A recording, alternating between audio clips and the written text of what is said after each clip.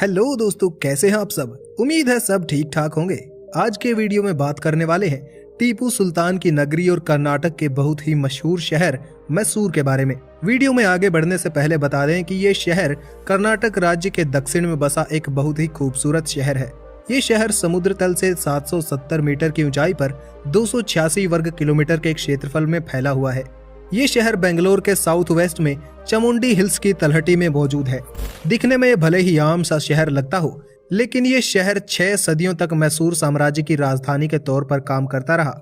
साल 1399 से 1956 तक इस शहर पर बहुत से शासकों ने राज किया।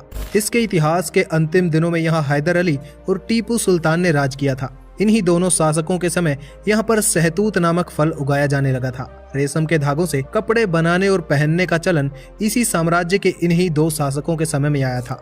इस शहर की धरती खूंखार वीरों को जन्म देने वाली है, जिन्होंने 4 बार ब्रिटिश सरकार से युद्ध किया था। कर्नाटक का खान पान, पहनावा, लोक नृत्य सब कुछ बिल्कुल शुद्ध अवस्था में इसी शहर में देखने को मिलता है। कर्नाटक की संस्कृति का मिला जुला रूप इसी शहर की धरती पर सबसे ज्यादा देखा जाता है।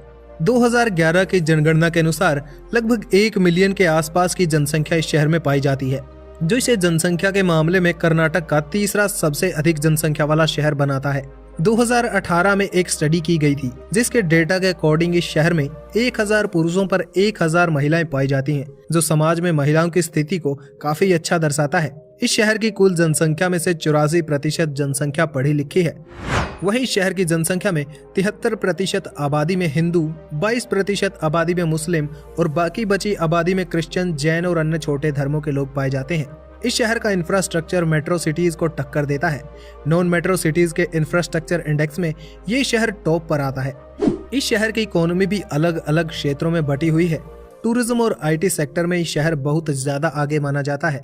2010 के अंदर इस शहर को देखने के लिए दुनिया भर से लगभग 31 लाख लोग आए थे, जो इस शहर की इकोनॉमी में काफी ज्यादा पैसे लाता है। विप्रो, इन्फोसिस जैसी सॉफ्टवेयर कंपनियों के साथ लाइमस्टोन, ब्रॉन्ज वर्क और सैंडलवुड कार्विंग जैसी कई सारे इंडस्ट्रीज इस शहर में मौजूद हैं। 1911 में इस शहर में मैसूर इकोनॉमिक कॉन्फ्रेंस हुई थी, जिसके बाद यहाँ ढेर सारी कंपनियां शुरू हुई और साल 1920 तक ये शहर बेंगलोर के बाद इमर्जिंग इकोनॉमिक सेंटर बनकर उभरा था।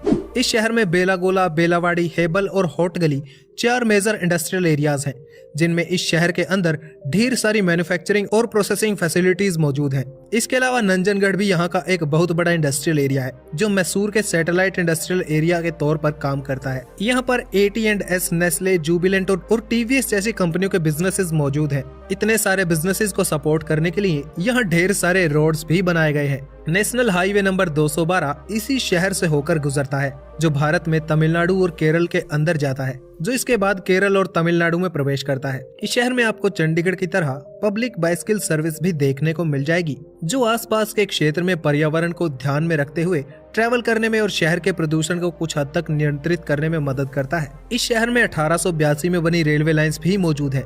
आज के समय शहर में 3 रेलवे लाइंस मौजूद है, जिनमें से 2 लाइंस इलेक्ट्रिफाइड है, यानी इन पर बिजली वाली ट्रेनें दौड़ सकती हैं। इस शहर में एक डोमेस्टिक एयरपोर्ट भी मौजूद है, जो सिटी सेंटर से लगभग 10 किलोमीटर की दूरी पर मंडकली गाँव के पास मौजूद है। तो ये थी मैसूर के बारे में कुछ इंटरेस्टिंग जानकारी। अगर पॉइंट छूट गया है तो कमेंट करके आप बता सकते हैं। Thanks for watching, stay tuned with explore Y R S.